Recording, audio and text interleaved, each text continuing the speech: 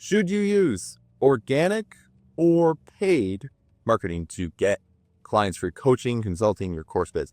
I want to answer this video after having 7 years the game of helping people get a lot of clients and generating tons and tons of leads and over 30,000 buyers online and billions of dollars in revenue. So let's dive into this because it's an important topic. And I want to start off with talking about the one thing that actually makes this conversation extremely important. And I call this the offer validation cycle. All right. Because the issue that I see is a lot of people don't understand this, and then they waste so much time over and over and over again, pushing out content and then talking to the wrong people or doing the wrong strategy. And you need to understand this first critical piece. So what the offer validation cycle is, how quickly you can take an offer and go to market and then validate that idea. All right.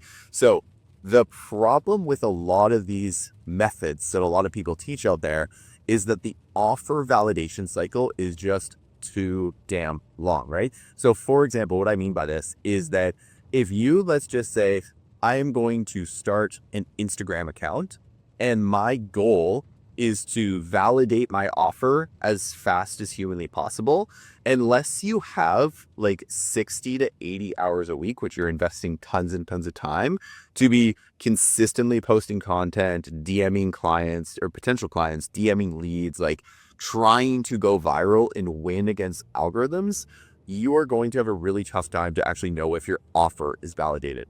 And this is the real big problem that I have with things like webinars or free 5-day challenges, especially for newer people when they don't have a clearly validated offer. Because the problem with a webinar or a call funnel, take anything, and I know because I used to build call funnels, is that you would take all this time to build the webinar, right? Or a challenge. Let's just take either of those things. They work together. You would then have to go through the process of literally building all the content for the challenge, running the challenge, and then seeing after the fact, is this offer actually validated or not? Did anyone from a free webinar or a free challenge actually turn it to a client? And this is why people have burned thousands of dollars with especially terrible ad agencies that just say, yeah, we'll like test your and run your ads and it'll all work great. Because what they're doing is they're just saying, yeah, we're going to test the ads, but the offer, we don't even know if it's good or not. Like our only job is the ads, right? So this is a big problem that I see a lot of people. And what your goal is, if you're wanting to get clients through a channel, is seeing how fast can we validate that channel. For organic, that can take sometimes a long time. And so that's why I always tell my clients pretty much every single time when they want to get new clients into their world is first leverage the existing organic audience they have by running what I call 14-day Rainmaker campaign and then enrolling clients with a Google Doc.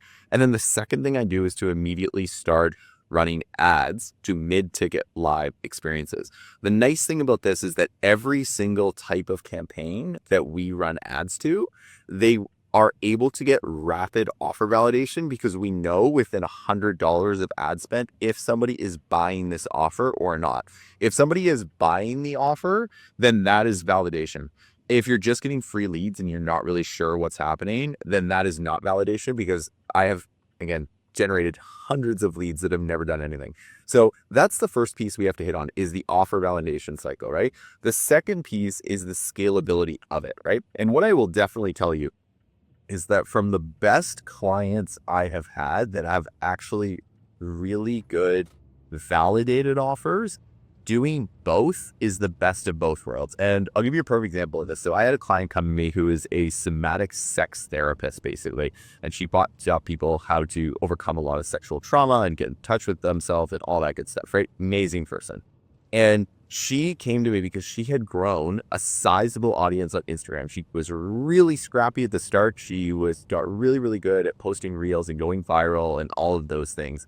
And what ended up happening is she ended up getting fairly burnt out from doing the organic content and then actually wanted to start leveraging paid. And this is where I find you get the best of both worlds, is when you have offer validation and you've actually validated your offer, to actually use both. And I recommend just choosing, like for me, I'm just basically having fun with YouTube here. I'm also then just getting my team to take what's on YouTube here, host it over on Instagram.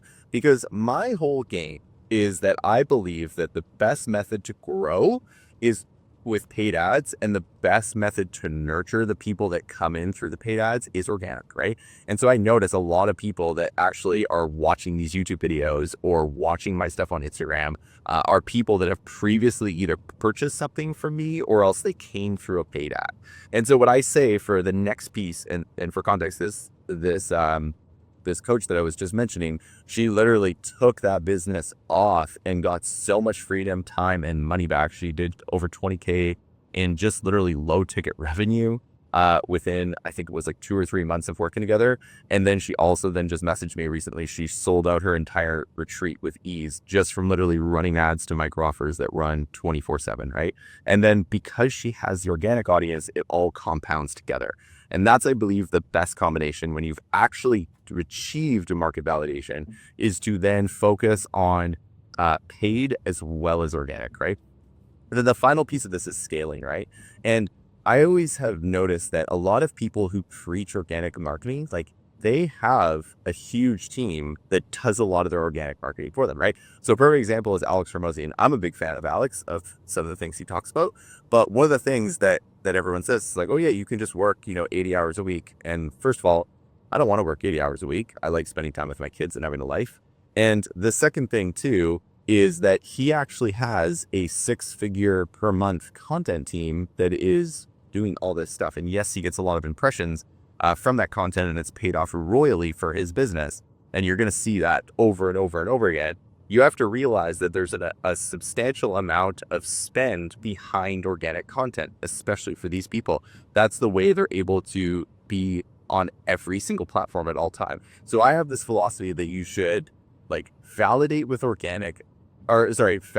paid, scale with organic. And if you validate with paid and you get your offers dialed in, because you should be able to do that fairly easily with paid traffic, doesn't matter what niche you're in, you can pull that off with paid traffic, and then start scaling up your organic efforts, which will then also give you more ammo and leverage for ads.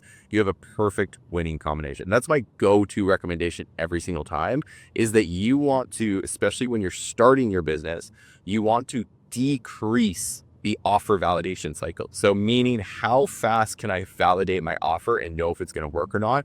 The other alternative I would say is using DMs or cold outreach, but I find this is a very, very, very hard process nowadays, especially because a lot of the cold outreach messages I get in Gmail go directly to my spam folder. So it's very, very tough. It still works, but it's a lot harder than it was a few years ago. And then the other way is just literally putting a dead simple page together and putting $100 or a $50 or a $25 workshop together that links directly to whatever your core offer is, and then just sell that. And the best part about those, you can launch that. I've launched one within 48 hours. I just sit down, write the page one day, write the ads, and launch it the next day. It's that simple. You don't need to do anything really fancy when you're validating.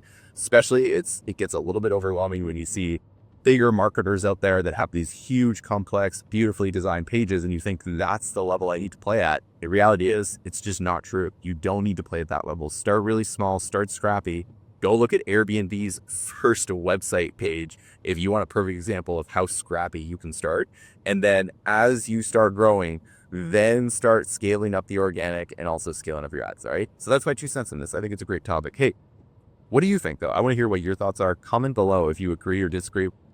I love Wes, who said that if you had, he commented on a Facebook post about this, who said that if you have the time, organic is the best play, because if you can crack it after a year, then you can make money from your audience whenever you want, right? Which is, I think, a great perspective, is if you have cash flow coming in and you're like, you know what? I just want to sit down here and I don't want to use paid. I just want to build an organic audience and build a really big brand, and I'm less focused on offer validation right away. I more just want to build the brand. Then that is definitely a strategy, and it's worked for a lot of people, right? And I think that's a really good perspective. However, he also said with paid, he's like, if I wanted to move really fast, paid ads is always the way, right? But I want to hear your thoughts. What do you think? Comment below. Would love to hear. And I will personally respond. And if you liked this video, subscribe, give it a thumbs up, and I'll catch you in the next one.